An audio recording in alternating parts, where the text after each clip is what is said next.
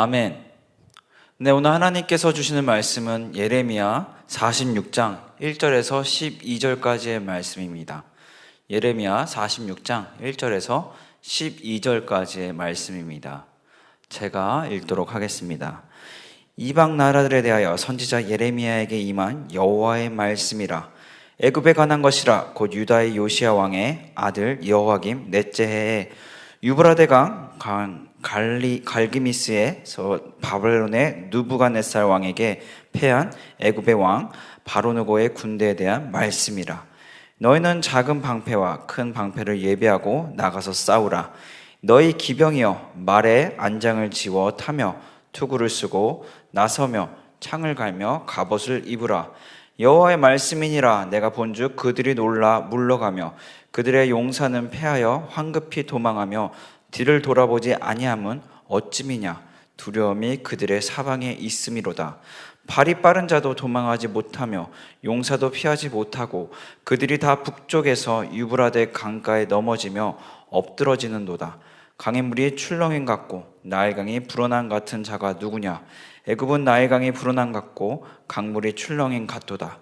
그가 이르되 내가 일어나 땅을 덮어 성읍들과 그 주민을 멸할 것이라. 말들아 달려라. 병거들아 정신없이 달려라. 용사여 나오라. 방패 잡은 구스 사람과 훗사람 활을 당기는 루딤 사람이여 나을지니라 하거니와. 그 날은 주만군 여호와께서 그의 대적에게 원수 갚는 보복일이라. 칼이 배부르게 삼키며 그들의 피를 넘치도록 마시리니 주 만군의 여호와께서 북쪽 유브라데 강가에서 희생 제물을 받으실 것이미로다. 처녀딸 애굽이여 길앗으로 올라가서 유향을 취하라. 내가 치료를 많이 받아도 효력이 없이어 낫지 못하리라. 내 수치가 나라들에 들렸고 내 부르짖음은 땅에 가득하였나니 용사가 용사에게 걸려 넘어져 둘이 함께 엎드러졌음이니라. 아멘. 네, 신곡, 향연 등의 이 저서인 이탈리아의 사상가이면서 정치가인 이 단테가 한 이야기인데요. 지옥의 가장 뜨거운 자리는 도덕적 위기의 순간에 중립을 지킨 자들을 위해 예약되어 있다라고 말을 한 적이 있습니다. 이 단테의 이 말은 너무나 유명해서 존 F 케네디도 이제 미국 대통령이죠. 그때 연설문 중에 인용한 적이 있는 매우 유명한 명언이라고 볼 수 있습니다. 그렇습니다. 이 기독교인에게 도덕적 위기란 무엇일까요? 도덕적 위기란 하나님의 뜻이 아닌 것을 따라가야 하는 상황이 바로 이제 도덕적 위기, 기독교인들을 향한 도덕적 위기라고 말할 수 있죠. 그럴 때 중립을 지키는 자들은 아마도 이 단테가 이야기한 것과 같이 어떤 가장 지옥에 예약되어 있는 삶이라고 말할 수 있는 것이죠. 우리는 주님의 이름으로 승리하는 삶을 살아가기 원합니다. 그렇죠? 주님의 이름으로 승리하는 삶은 어떻습니까? 중립을 지키는 삶은 아닌 것이죠. 아무것도 하지 않는 삶도 아닌 것이죠. 하나님은 그의 백성들이 승리를 위해서 자신을 의지하라고 계속적으로 얘기하고 있습니다. 그러나 아무것도 하지 말라고 이야기하고 있지는 않죠. 무엇을 하라고 계속적으로 하나님께서는 요구하고 계십니다. 오늘 본문을 보면서 하나님의 이름으로 승리하는 삶이란 무엇인가를 한번 살펴보도록 하겠습니다. 본문 1절에 보시면 이방 나라들에 대하여 선지자 예레미야에게 임한 여호와의 말씀이라 라고 말씀하고 있습니다. 본문의 이방 나라들은 대략 10개의 족속들을 포함하고 있습니다. 이 본문의 이방 민족들을 향한 이 심판 선포는 결국엔 이스라엘만을 위한 하나님이 아닌 모든 족속을 위한 하나님이시다라는 것을 나타내고 있는 것이죠. 이어서 본문 2절에 보시면 애굽에 관한 것이라 라고 말씀하고 있습니다. 즉 하나님의 백성들을 어렵게 한 이방 민족들을 모두, 사실 애굽이라고 표현하고 있지만 이스라엘 백성들, 하나님의 백성들을 어렵게 한 모든 이방 백성들을 포함하고 있다라고 볼 수 있죠. 네, 근데 이 백성들에게 어떻게 하라고 합니까? 이제 3절부터는 하나님의 백성들에게 요구하는 말씀들이 나타나고 있습니다. 3절에 보시면 너희는 작은 방패와 큰 방패를 예비하고 나가서 싸우라 라고 말씀하고 있습니다. 싸우라 라고 요구하고 계시죠.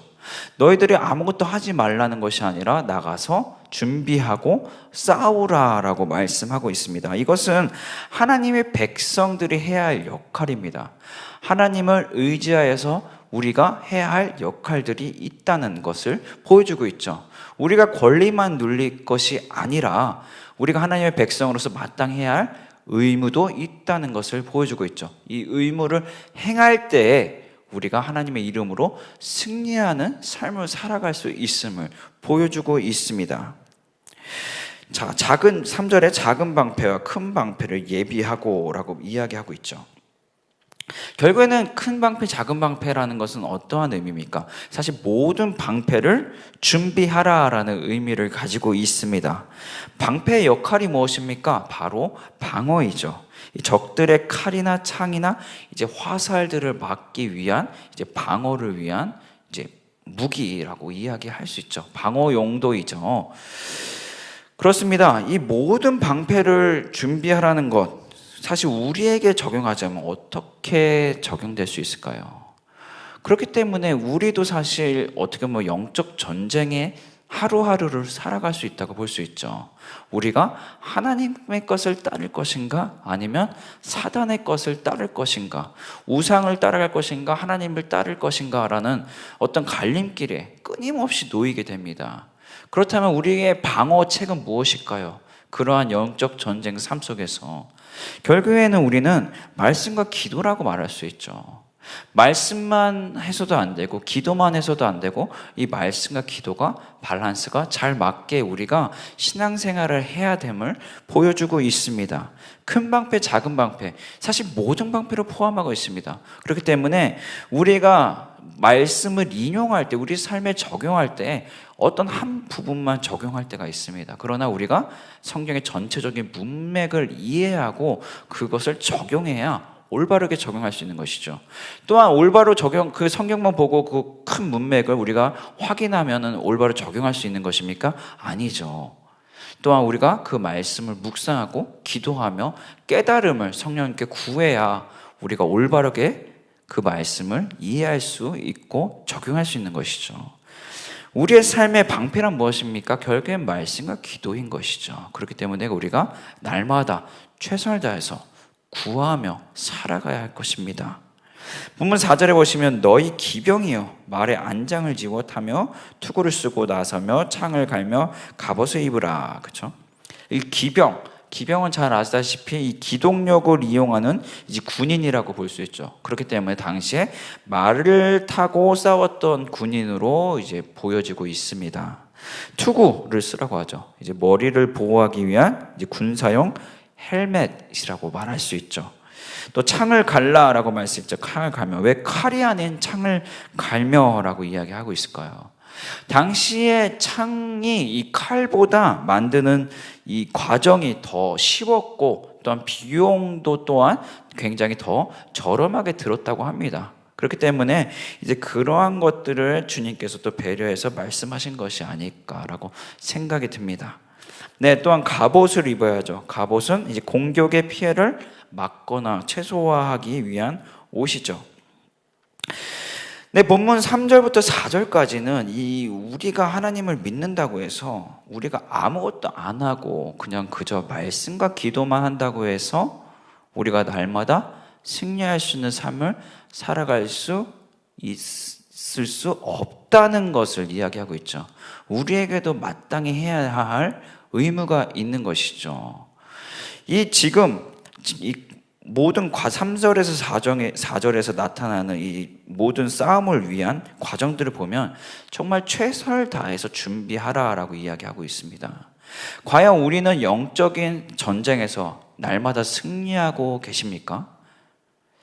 만약에 승리하지 못하고 있다면 왜일까요? 그 이유는 바로 오늘 본문 3, 4절의 말씀과 같이 우리가 철저히 준비하지 않기 때문인 것이죠. 우리는 말씀과 기도로서 철저하게 준비해야 하는 것이죠. 그럴 때 우리가 주님의 이름으로 승리할 수 있는 것이죠. 우리가 어려운 일이 당했을 때만, 어떤 난처하거나 곤란한 일이 당했을 때만, 그때만 특별하게 기간을 정해서 주님께 기도한다. 이것은 사실 철저한 준비라고 말할 수 없죠. 너무나 급박한 준비라고 이야기할 수 있는 것이죠. 하나님께서는 우리에게 철저하게 준비하라라고 말씀하고 계십니다. 그냥 느슨하게 준비하라는 것이 아니라 너희들이 힘을 다하여 준비하라. 그리고 나서 싸우라 라고 이야기하고 계시죠. 여러분들의 삶 속에서 날마다 주님의 이름으로 승리하는 삶을 살아가기 소망합니다. 그러나 그것은 그냥 이루어지지 않음을 우리는 명심해야 할 것입니다. 날마다의 말씀과 기도를 통한 준비를 통해서 우리는 영적인 전쟁에서 승리할 수 있음을 우리는 날마다 기억하는 것으로 끝나는 것이 아니라 행하는 삶까지 갈 때 정말 승리를, 주님의 이름으로 승리를, 그 은혜 안에 거하는 삶을 살아갈 수 있을 것입니다. 본문 5절에 보시면 여호와의 말씀이니라 내가 본즉 그들이 놀라 물러가며 그들의 용사는 패하여 황급히 도망하며 뒤를 돌아보지 아니함은 어찌미냐 두려움이 그들의 사방에 있음이로라 라고 이야기하고 있습니다. 이제 장차 일어날 애굽의 어떤 패전의 모습을 예레미야에게 미리 보여주고 있죠. 이미 일어난 일은 아니지만 본문에서 이제 일어날 것이다 라는 것을 예레미야에게 미리 보여주고 예견하고 있습니다. 이러한 승리는 그냥 이루어지지 않죠. 하나님의 백성들이 방패를 준비하고 기병은 말에 안장을 채우고 투구를 쓰고 갑옷을 입고 창을 날카롭게 갈아야 합니다. 그렇습니다. 우리는 하나님의 능력과 이름으로 승리하는 삶을 날마다 소망합니다. 하나님의 이름으로 승리하는 삶은 마치 전쟁을 위해 전투용품을 철저히 준비하여 싸우듯이 우리도 철저하게 준비하며 싸워야 함을 오늘 본문을 통해서 보여주고 있습니다. 예수님께서는 이미 승리하셨죠. 십자가에서 죽으시고 부활하심을 통해서 이미 승리하셨습니다. 그러나 그 예수님께서 이미 승리하셨던 그 승리를 누리면서 살아가려면 우리도 계속적으로 말씀과 기도로서 날마다 준비하고 원수와 싸우는 삶을 살아가야 함을 잊어서는 안 될 것입니다. 싸운다는 것, 승리한다는 것은 무엇입니까?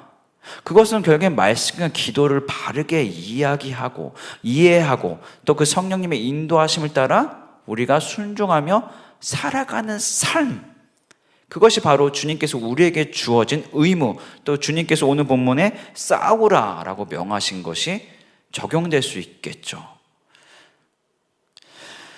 순종은 우리의 선택인 것입니다. 주님의 말씀을 이해하고 또한 기도를 아무리 많이 한다 하더라도 그것을 삶에 적용시키지 않는다면, 순종하지 않는다면 우리는 절대로 승리할 수 없습니다.